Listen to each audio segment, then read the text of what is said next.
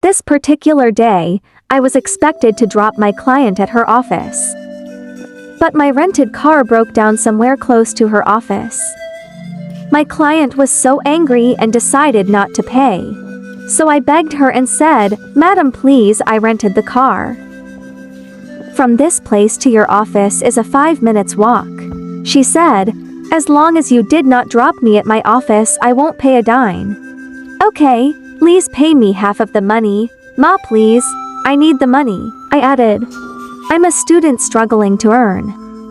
Follow me so I can get you arrested," she added and left me in tears. I broke down and sobbed. I left home because I was the least wanted in my family. My life was controlled at home, and was made to do all the housework because I was adopted. Now I left home to make my life better, yet people want me miserable. I stood up and left the car. I paid the owner for damages. While I was in class, I was thinking about how to survive. I haven't bought my textbooks and I'm already looking older than my age. When I got home, depression almost killed me, and I said to myself, "Am I a waste? Am I a weed? Why am I so unwanted? How can I earn money?" I checked my savings. The money I saved might not exceed 3 months. I said to myself, I need to do something about this or I will end up homeless. So I applied for a different part-time job, hoping to be accepted by at least 2 companies. I couldn't even concentrate on my class. I was thinking about the job applications. Oh boy, was I wrong. None of these jobs accepted me. I applied for a job at 12 companies. And none of them accepted me. Am I this useless? I asked myself. Maybe my family will accept me. So I tried going back to my foster family for help.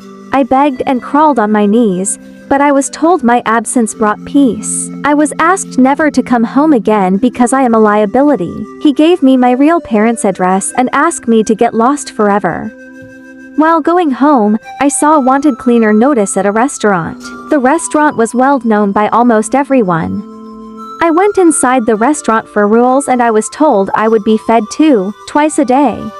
So I applied at the restaurant as a cleaner, but they told me they wanted a worker that works overnight, not during the day. So I accepted the job without thinking twice because it's a better option. I can work without missing classes. I started working there, but the chef in the kitchen always called me for assistance due to the number of late-night workers available. She even taught me how to bake cake, cook different meals and juices. Now I can concentrate on my studies because my burden has been reduced. My course mate called Eugene helped me to meet up. But I had a problem. I couldn't stop thinking about my real parents, and I decided to pay them a visit. I traveled a long distance to get to the address given to me. Where I got there, I was told my family were all dead except my nephew.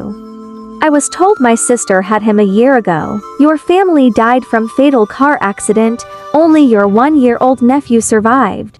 I was given photo albums of my late family, but they refused to give me my family's property. They said it was their reward for taking care of my nephew and asked me to leave with him. I took my nephew with me and couldn't afford to lose the only family I had left. The resemblance between me and my nephew called Amos struck really hard. Taking care of Amos was not an easy job. He never allows anyone to carry him except me. Sometimes his fry at night marked me restless, and I began to regret why I looked for my real parent. Taking him to class and work was more stressful than I thought. House chores became unbearable, and I thought of giving him out for adoption. Most times he will waste my soap and spill water everywhere and even laugh while doing them. While my course mates laughed at me, Eugene always reduced my workload by doing our project alone. Even Amos started to get used to Eugene and they became friends. My workload reduced drastically as Eugene helped me with Amos most times. One day, I went to work. I was so surprised as people congratulated me on my new position. I was so surprised that the chef I always helped promoted me to assistant chef. My salary was double. I was very happy with the good news and never knew how the news got to my class. Everyone started congratulating me and said, "I heard you earn 6 times your old salary now." Men, including doctors, started to ask me out. Then I used to be a nobody and now, people loved me. I thought about it and said, is this a mistake? I bought my first ride, made sure Amos had the best of everything. I even started up a bakery, which was an advice from Eugene. He told me about a lot of investments and I was happy because the advice worked perfectly. My foster family heard about my progress and begged me for forgiveness and asked me to come back. But I told them it was too late to cry and I will never come back home. But I didn't know what was coming for me. I was sued by my foster parents. My foster parents sued me for repayment of child expenses and inaccurate parenting for Amos. While going through all these stress, David, every girl's crush in school, started asking me out. I couldn't afford losing every girl's dream in school and we started dating. David loves fun. We would go to the beach, restaurants, fun places, but Amos never liked him. Even Eugene didn't like David and said something is fishy about him, but I thought he was just jealous. David would always advise me to go back to my foster parents and put Amos for adoption. He was always demanding for money, yet I didn't see it as anything. While I'm with David, Eugene takes full responsibility for Amos. But he started complaining that I'm really becoming an irresponsible parent for Amos. I was sleeping really deep after having a long day when Eugene called me. He complained on and on about me being irresponsible for Amos since I met David. He added that Amos takes me as his mother and he is always saying mama.